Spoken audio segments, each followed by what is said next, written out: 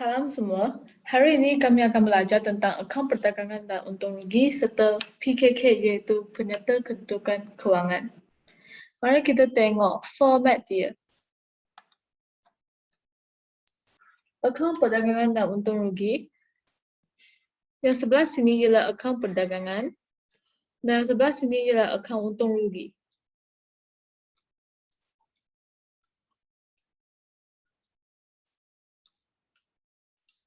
Dalam akaun perdagangan, kita akan hasilkan satu untung kasar dengan guna jualan bersih tolak kos jualan. Kos jualan dapat daripada sini, iaitu inventory awal, tambah dengan kos belian. Kos belian dapat daripada belian bersih tambah dengan yang angkutan masuk, duty atas belian, insurans atas belian, semua ni masuk di sebelah sini. Lepas tu tambah dengan belian bersih dan dapat kos belian. Inventory awal tambah dengan kos belian akan dapat kos barang untuk dijual. Selepas itu, kita tolak dengan inventory akhir dan dapat kos jualan. Jualan bersih tolak kos jualan, kita akan dapat untung kasar. Selepas itu, dapatkan semua hasil, tambah dengan untung kasar, dapat amount ini, dan tolak dengan semua belanja, akan dapat untung ataupun rugi bersih. Kalau di sebelah sini, Z ini adalah positif, maka ialah untung bersih. Kalau negatif, maka ialah rugi bersih. Untuk PKK, kita mesti mula dengan aset bukan semasa. Untuk aset bukan semasa, ada tiga nilai, iaitu nilai kos, susun nilai terkumpul, dan nilai buku. Kos ialah nilai yang semasa kita beli kenderaan tersebut, yang paling awal. Susun nilai ialah susun nilai dia, dan kos tolak susun nilai akan dapat nilai buku. Kalau soalan tak bagi susun nilai terkumpul, maka terus guna kos itu sebagai nilai buku. Seperti yang lengkapan ini, tiada susun nilai terkumpul, maka kos dia akan terus dikira sebagai nilai buku. Aset semasa, inventory akhir, akaun belum terima mesti tolak dengan peruntukan hutang lagu kerana peruntukan hutang lagu ialah akaun kontra dia. Yang ini kita boleh dikenali sebagai akaun belum terima bersih. Sebab akaun belum terima tolak dengan PHR akan dapat ini.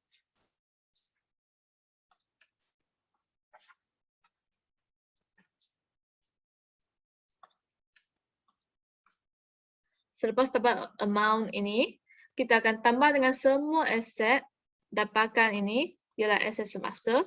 Lepas tu tolak dengan liability semasa.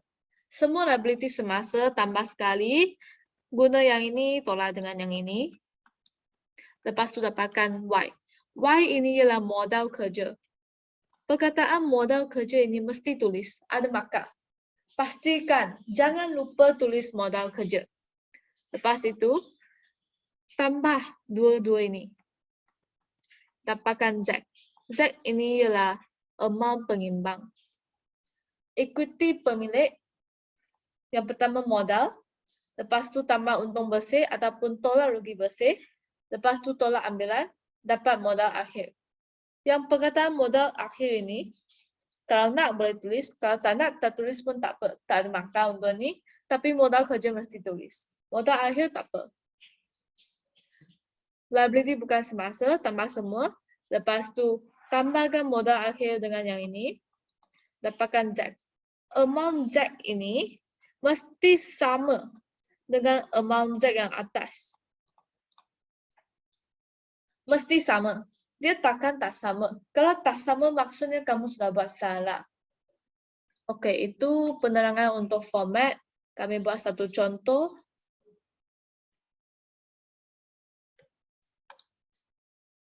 Okey. Untuk setiap soalan, biasanya dia akan bagi imbangan duga. Berdasarkan imbangan duga ini, kami akan buat PKK. Okey. Yang semua butiran dalam imbangan duga hanya akan masuk satu kali.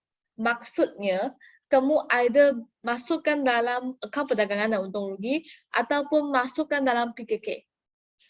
Dalam akaun perdagangan dan untung rugi, kita masukkan semua tentang belian, semua tentang belanja dan hasil. Dalam PKK, kita akan masukkan aset bukan semasa, liability bukan semasa, liability semasa, dan equity pemilik. Mari kita buat pembahagian.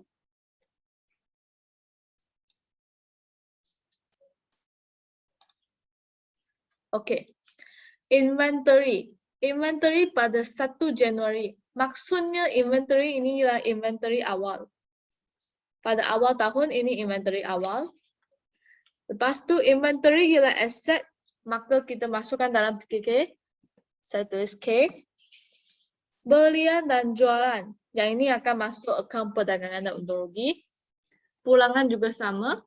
Kenderaan ialah aset masuk dalam PKK. Susun nilai terkumpul kenderaan akan masuk PKK. Lengkapan juga PKK. Akaun belum terima pun sama. Angkutan masuk ialah kos belian. So, kita akan masukkan dalam akaun perdagangan. Angkutan keluar ialah belanja. Okey, kenapa angkutan masuk ialah kos belian tetapi angkutan keluar ialah belanja? Kenapa dua-dua ini bukan sama belanja? Sebab angkutan masuk ini ialah kos yang kamu bayar semasa kamu beli. Maksudnya itu ialah kos belian. Angkutan keluar ialah apabila kamu jual barang, kamu hantarkan barang ke rumah customer kamu, yang angkutan itu ialah, kos angkutan itu ialah belanja.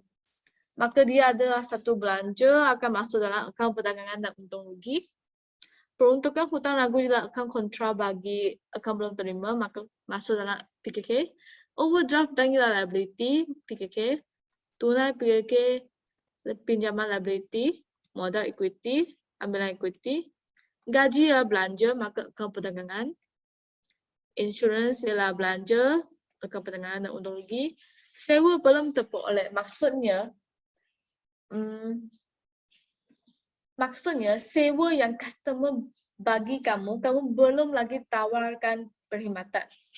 Contohnya, sekarang Mei, dia sudah bayar 2 bulan. Maksudnya dia bayar untuk Mei dan Jun. Tetapi yang bulan Jun itu, sewa itu untuk bulan Jun belum sampai lagi. Maka itu ialah satu liability. Kamu hutang perkhidmatan 1 bulan sewa untuk dia. Maka sewa belum terperoleh ialah liability, masuk dalam PKK. Komisi belum terima ialah aset, masuk dalam PKK. Belanjaan belum bayar ialah liability PKK. Utility prabayar maksudnya belum sampai bulan itu kamu sudah bayar. Maka itu ialah aset, masuk dalam PKK.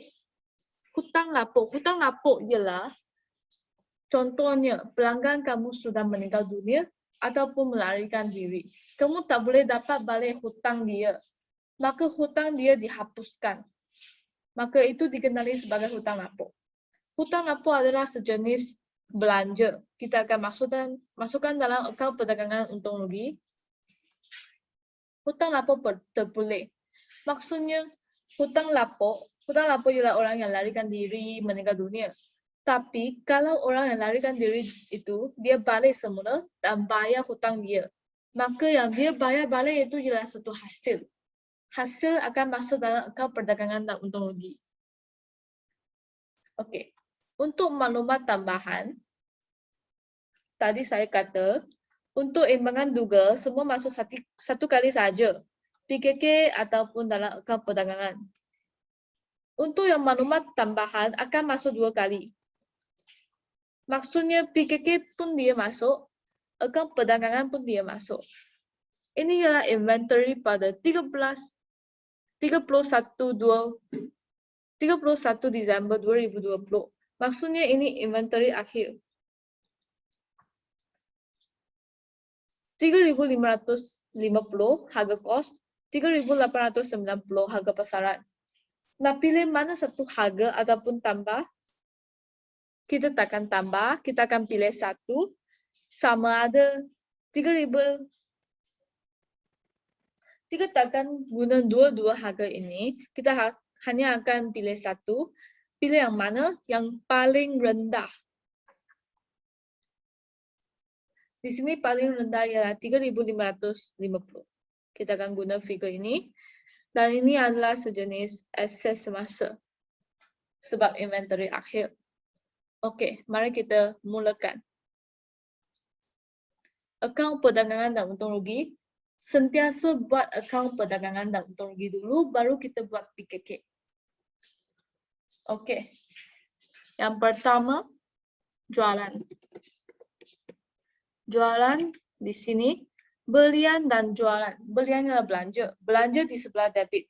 Jualan hasil di sebelah kredit. Maka yang 2,000 ini di sebelah debit ialah belian dan 4,000 ini di sebelah kredit ialah hasil iaitu jualan. Maka jualan ialah 4,000. Tolak pulangan jualan. Pulangan jualan di sini. Pulangan, yang mana satu pulangan jualan? Jualan di sini. Maka pulangan jualan berada di sini. Songsangannya. Kerana pulangan jualan ialah akaun kontra. Akaun kontra tidak akan sama side dengan akaun induk. Akaun induk ialah jualan. Maka pulangan akan di sebelah debit. So pulangan tolak 100. Dapat 3,900. Seterusnya, tolak kos jualan. Kos jualan pertama, inventory awal. Inventory awal di sini, yaitu 4,000. Lepas itu, belian. Belian 2,000.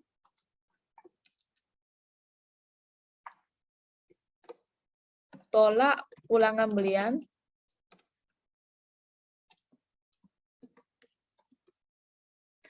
Pulangan belian ialah 200.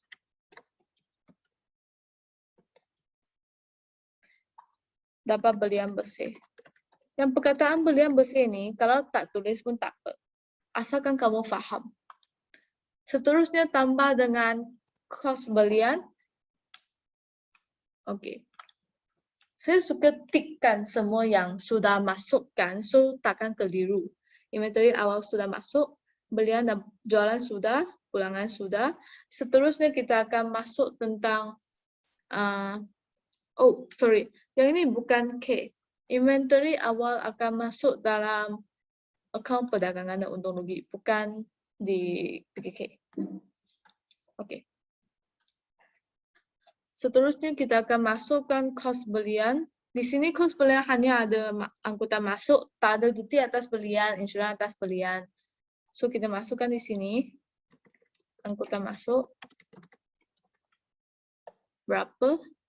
200. Maka kita akan dapat kos belian 2,000. Kos belian ini maksudnya tambah belian bersih dengan angkutan masuk. Lepas itu kita akan tambahkan 4,000 dengan 2,000, dapat 6,000. Ini ialah kos barang untuk dijual. Lepas itu kita perlu tolak dengan inventory akhir. Inventory akhir di sini 3,550.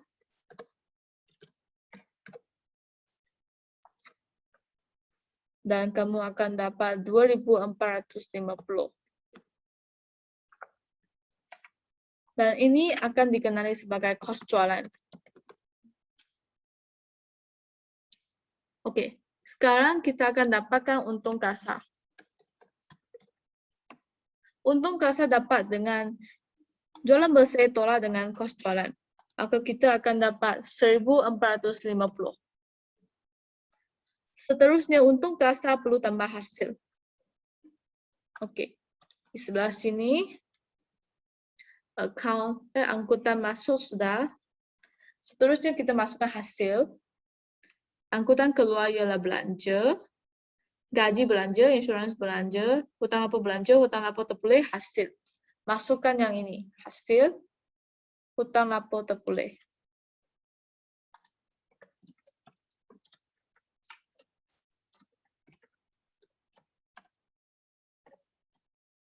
Seratus. Okey, tambahkan dua ini, dapat 1,550 dan tolak dengan belanja. Masukkan semua belanja. Belanja angkutan keluar.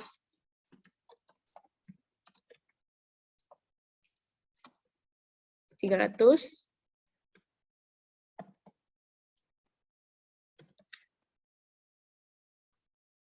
Lepas itu gaji 2.000.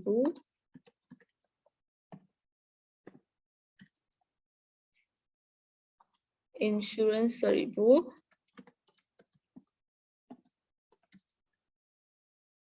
Dan hutang lapor 200.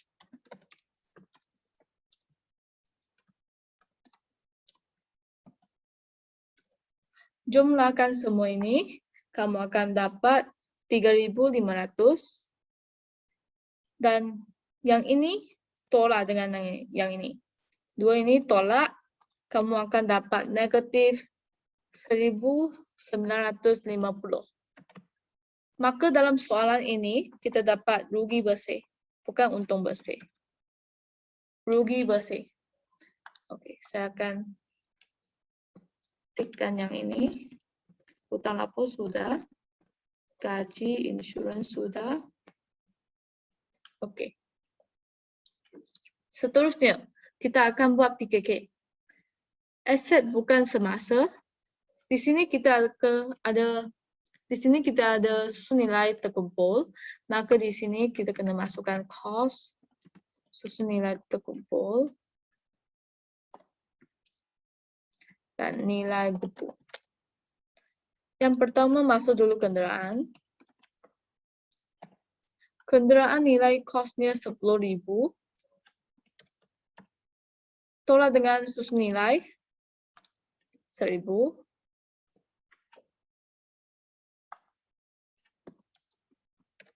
Kita akan dapat nilai buku 9.000.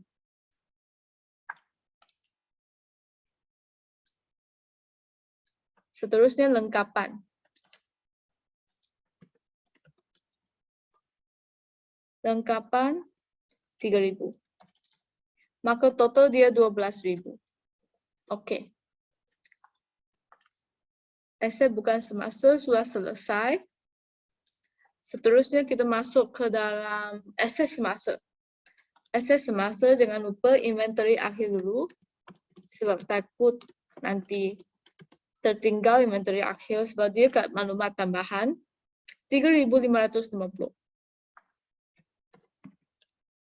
Seterusnya kita masukkan akaun belum terima.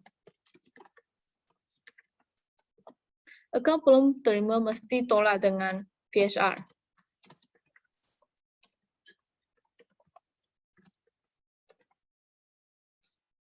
Akaun belum terima 1.000. PHR 150. Maka dapat 850. Seterusnya masukkan aset semasa yang lain. Aset semasa lain tunai. Masukkan tunai.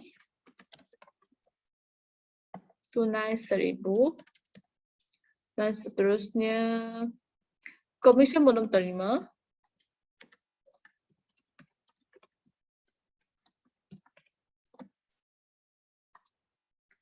Bila 100.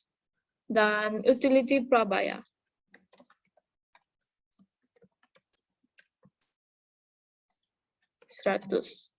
Dan dapat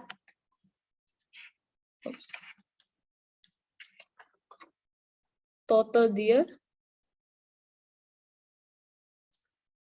total tulis kat sini 5.600. Oke. Tunai sudah, commission, utility. Seterusnya liability semasa, account belum bayar.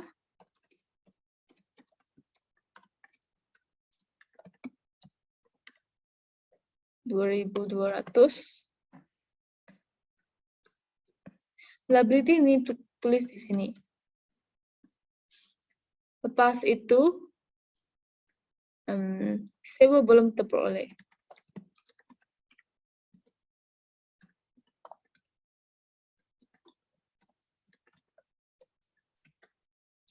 Sewa belum terperoleh 500.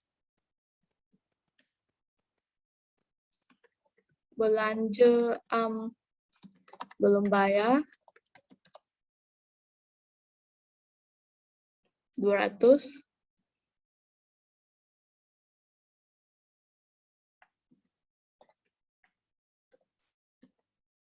overdraft bank 2.000. Okey.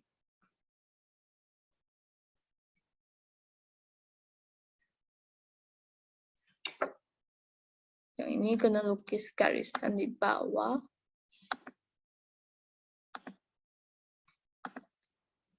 Okey. Lepas tu kita akan dapat jumlah dia 4,750.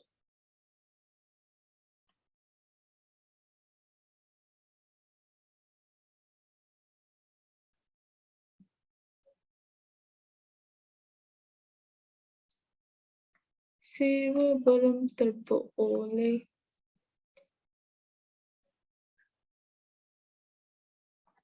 Sorry. Sewa belum terperoleh ini silap sikit. Yang ini seharusnya dia 350. Ya. So yang sini kena tukar 350. Baru dapat jawapan ini. Okey. Seterusnya modal kerja. Modal kerja ialah aset semasa tolak dengan liability semasa. Maka akan dapat 850. Dan 850 ni akan tambah dengan 12,000 ni dapat 12850. Okey. Yang ini part 1 untuk PKK. Sekarang saya kena tulis di sini. Sudah. Overdraft sudah. Yang ini sudah. Okey. Seterusnya ikuti pemilik. Start dengan modal. Setiap kali mesti start dengan modal 10,000. Rugi bersih. Sebab di akaun perdagangan untung rugi, kita dapat rugi bersih. Masukkan rugi bersih itu 1950. Dapatkan jawapan 8050. Dan kita akan tolak dengan ambilan.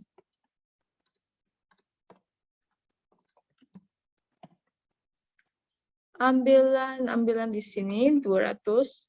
Maka kita tolak 200. Dapat 7850. Ini ialah modal akhir. Sekarang saya akan tolak yang ini. Ambilan sudah, modal sudah. Kami tinggal pinjaman lagi. Hanya tinggal pinjaman. Pinjaman masuk di sini, liability bukan semasa. Dan pinjaman ialah 5,000. Okey. Kita perlu tambahkan dua-dua ini. Dan kita akan dapat 12850. Okey. Maka jawapan di sini adalah sama dengan jawapan di sini. Maka jawapan untuk soalan ini boleh dikatakan 80% betul. Itu sahaja untuk hari ini. Terima kasih.